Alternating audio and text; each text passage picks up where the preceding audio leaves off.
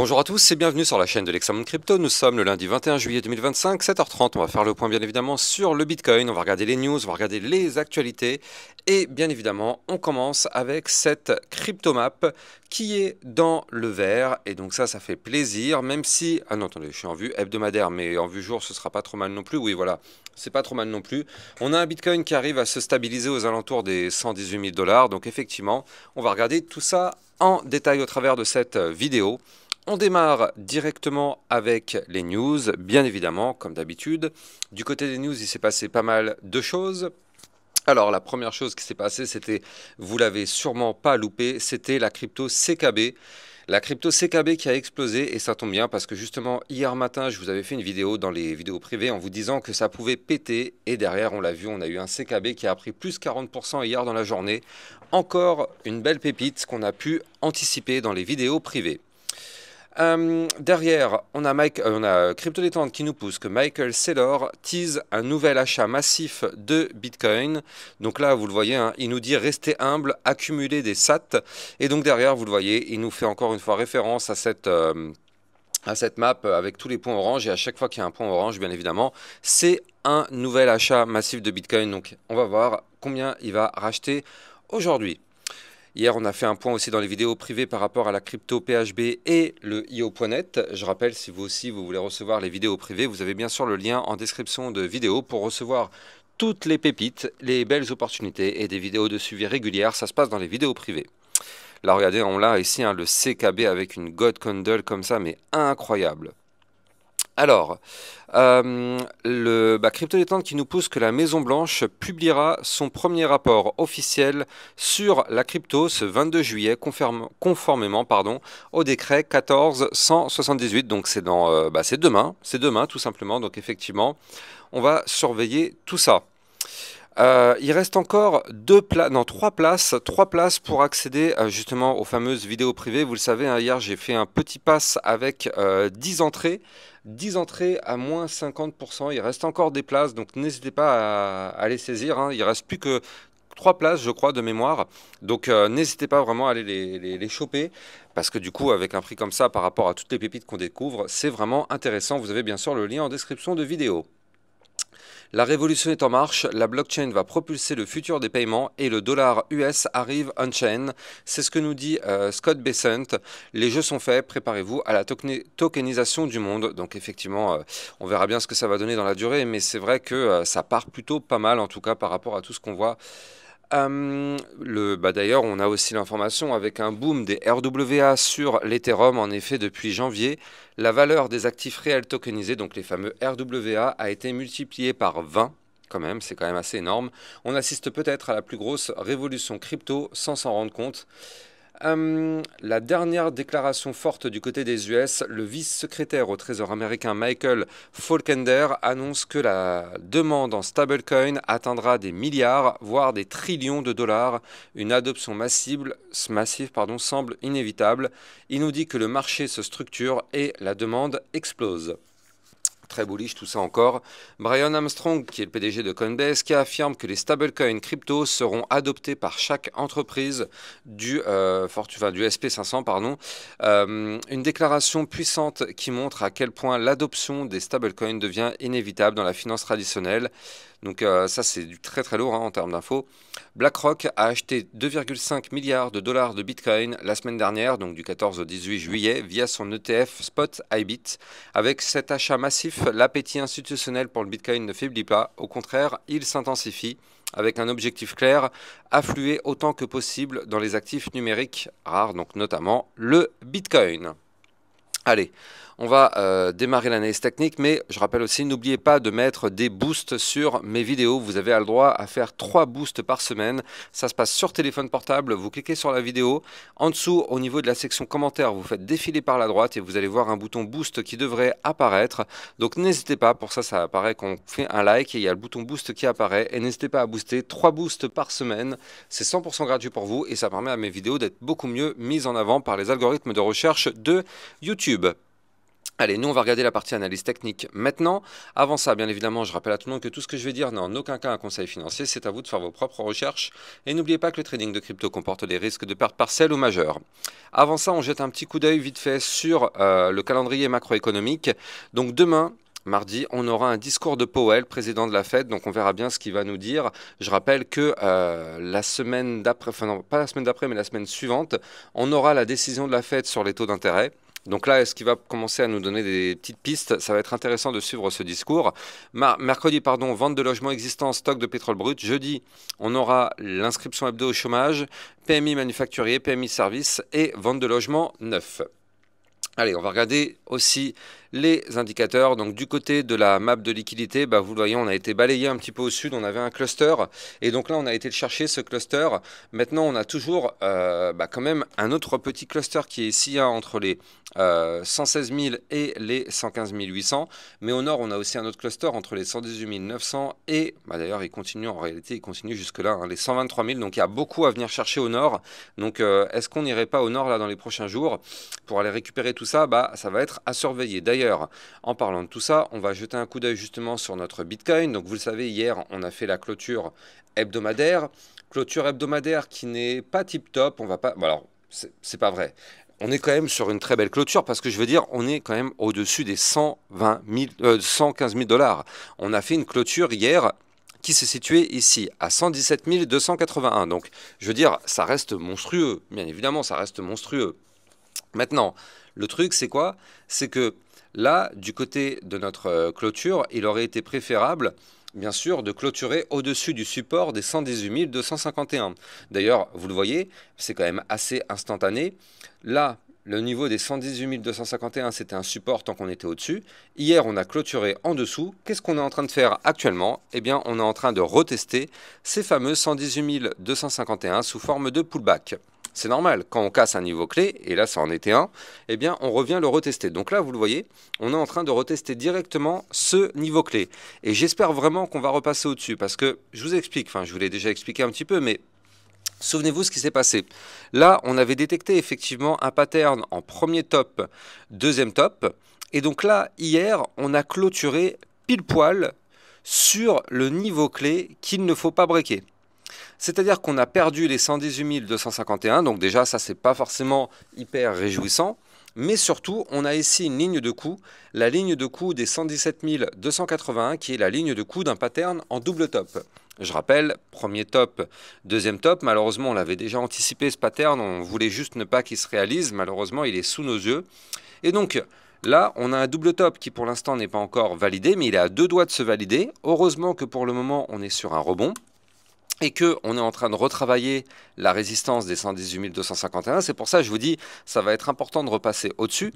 Parce que si on arrive à clôturer la journée au-dessus, ça pourrait annuler effectivement cette phase un petit peu délicate. Mais si par contre, on n'arrive pas à repasser au-dessus, attention, parce que ce double top que vous voyez là pourrait entraîner le Bitcoin vers des points plus bas, notamment les 116 040 dollars, mais peut-être aussi les 115 199 ou encore les 114 094, ou bien même encore des points plus bas.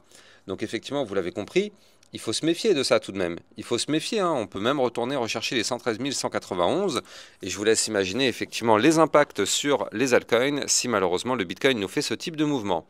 Donc c'est pour ça qu'il va falloir vraiment rester extrêmement prudent par rapport à cette situation. Et on va bien évidemment surveiller tout ça pour voir si effectivement on arrive à le valider ou pas, ce pattern en double top. Encore une fois, on reste quand même sur une configuration très très haute, donc c'est pour ça qu'il n'y a pas vraiment d'inquiétude. On est toujours bien sûr au-dessus de l'ancienne ATH, je rappelle, vu qu'on en a fait un nouveau, on avait un ancien ATH ici à 111 900 dollars. Bien sûr, on en a fait un nouveau vu qu'on a été chercher les 123 000 dollars. Et derrière, qu'est-ce qui s'est passé? On a quand même, il faut le signaler, cassé, mais réintégré, souvenez-vous, ce pattern de compression. On l'avait déjà détecté dans mes précédentes vidéos. Souvenez-vous, ce pattern de compression, on avait dit que là, ça risquait de péter d'un côté ou de l'autre. On s'en fout, c'est pas ce qui nous intéresse. Nous, ce qui nous intéresse, c'était de savoir quand est-ce que ça allait péter. Et bien, regardez, c'est pour ça qu'on a connu une petite chute. C'est parce qu'en fait, ça a pété hier soir, aux alentours des 18h, non, 22h. Et donc derrière, qu'est-ce que ça signifie? Ça signifie qu'on a cassé le triangle de compression par le bas, mais heureusement qu'on avait ici cette boîte violette que vous voyez là. heureusement qu'elle était là, cette boîte violette, parce que du coup, ça nous a empêché d'aller plus bas. Et là, vous le voyez, on a rebondi pile poil sur le bas du range, on a rebondi sur les 116 982 $. Ça n'a pas lâché, et tant mieux. Et donc, du coup, bah, qu'est-ce qui se passe? On réintègre le triangle de compression. Je rappelle que ce triangle de compression, vous l'avez ici sous les yeux, hein, hop, en bleu. Triangle de compression, donc on le réintègre en venant du bas.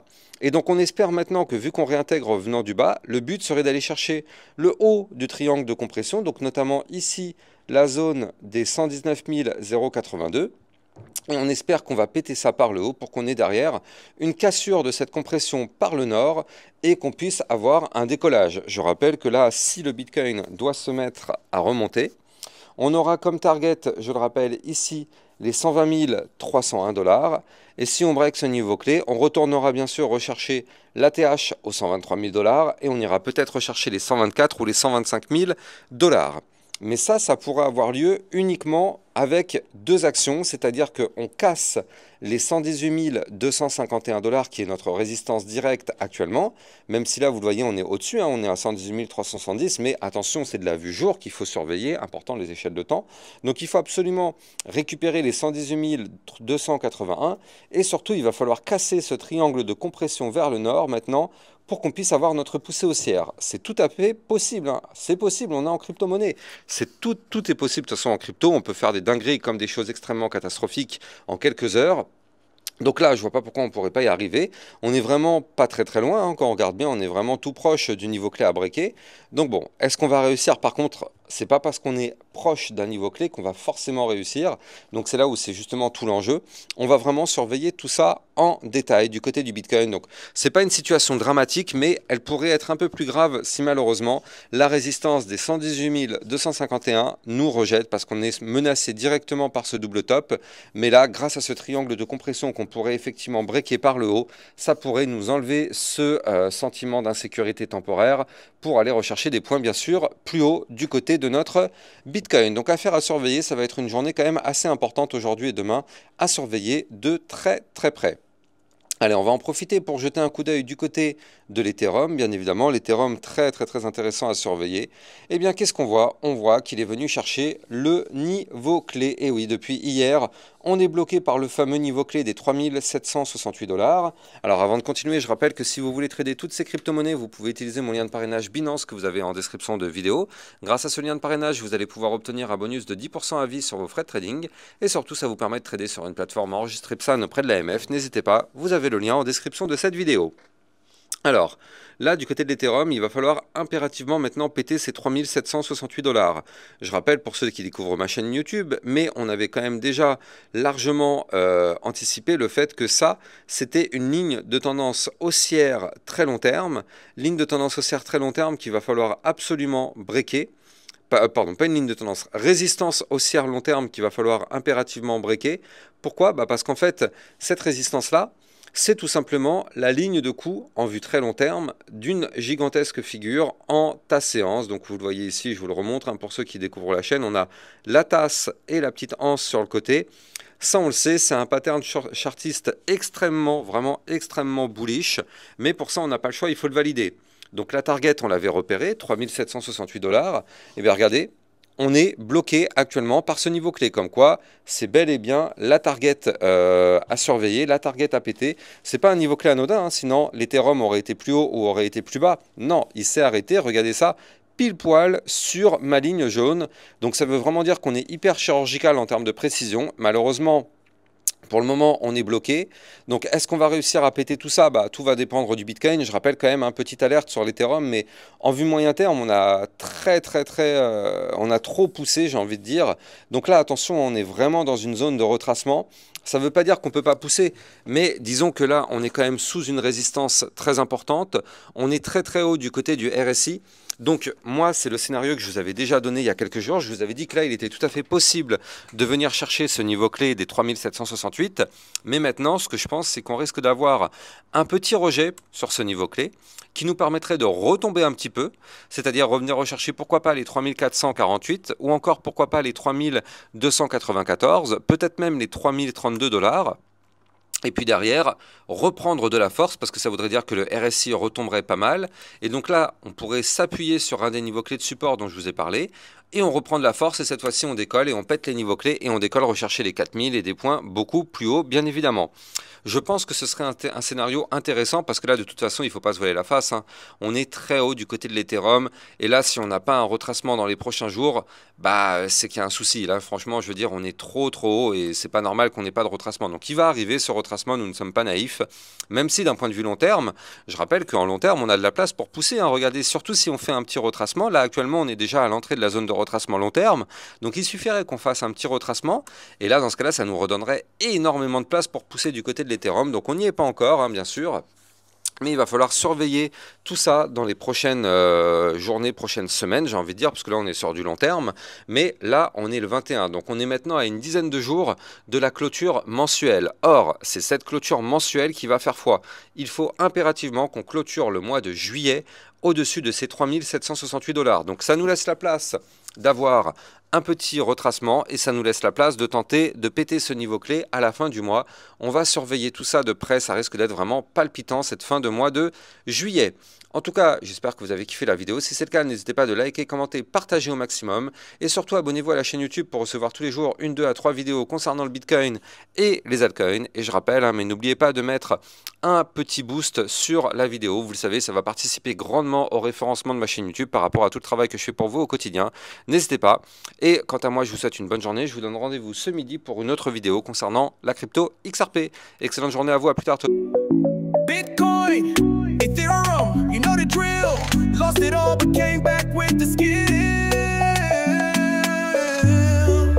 I lost it all but now I'm back. Crypto millionaire, that's a fact. Diamond hands through the crash. Now my wallet's looking stacked. Bounce back stronger than before. Digital money making me soar. Learn my lessons, played it smart. Crypto king from the start.